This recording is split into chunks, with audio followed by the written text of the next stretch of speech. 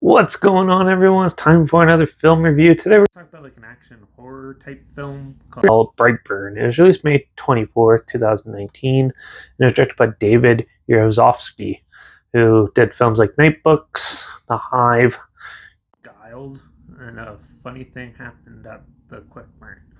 Um, Brightburn. Well, if you're familiar with the story of Superman, it's basically Superman with some horror elements mixed in with it. So the film is basically you meet this adoptive kid who was adopted by a family. You learn that early on in the story, and he ends up being really weird and becoming really odd and stuff. And weird things are happening. There's a weird red glow from the family barn, and develops all these superpowers and stuff, and really uses it for his benefit, but not for everyone else's, and causes quite the havoc in the small town. Um, yeah, this film is pretty standard. It's like I said, it's basically the Superman origin story mixed with horror elements, which most of it was shown in the trailer, and but still, there's the positives for this film. Um, the acting was really good. I love the cinematography; it was really well done too, and the special effects, like the gore effects and stuff. This movie's way gorier than I was expecting it to be, and I like that whole aspect of it. Even the dark, like look with the kids like mask and stuff like that. I thought looked pretty cool, and they did have some pretty cool effects with some of the CG and stuff of the kid like killing people and stuff like that. It got pretty aggressive, brutal ways, and all that was really good. But the main problem I have with this story is you get thrusted pretty much right into like the main problems, like the second and third act.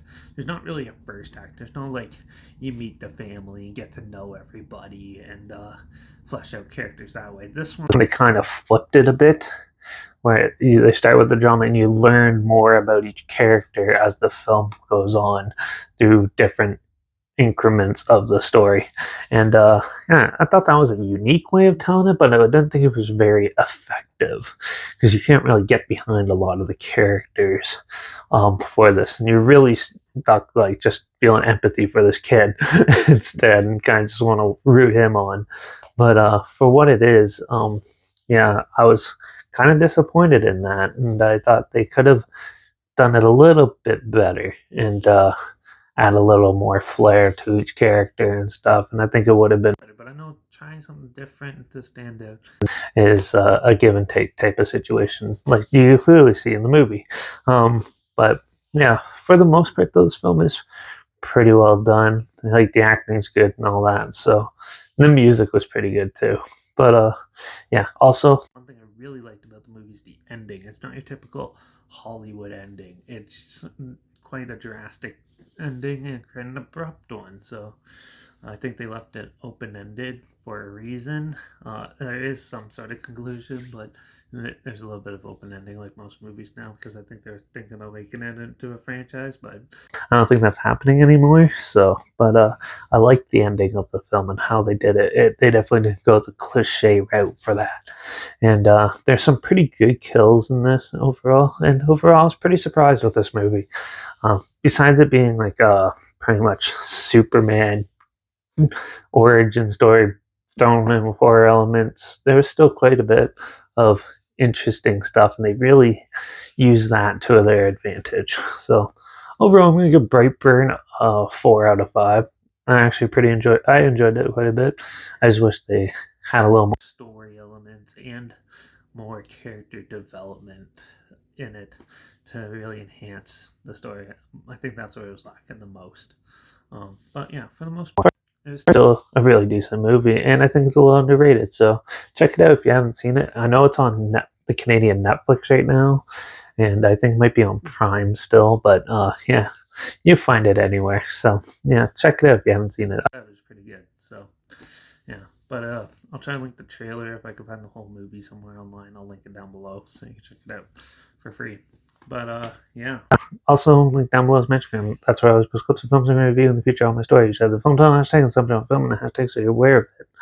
Also, my Letterbox is linked down below at JP Reviews. That's where I post my first star rating after watching the films, and my Twitter's down below at reviews_Derek. So follow me on one of those platforms, stay in the loop with this channel. Like this video, share it to my people, whoever it. Comment your opinions of the film down below if you have any. If you have any films or film franchises in any genre and on any streaming platform that you want to hear my opinions on in the future, comment those down below. I'll try my best to get to them as soon as I can, and if I can find them. So, yeah.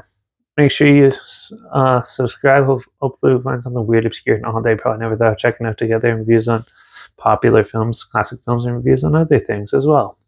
And don't forget to ring that bell because, well, I think I'm probably going to dive into another monster movie, probably underwater next. So make sure you tune in for that. Watch out for all those kids with all these superpowers using them for evil. And I guess I'll see you all in the next review. So until then, cheers.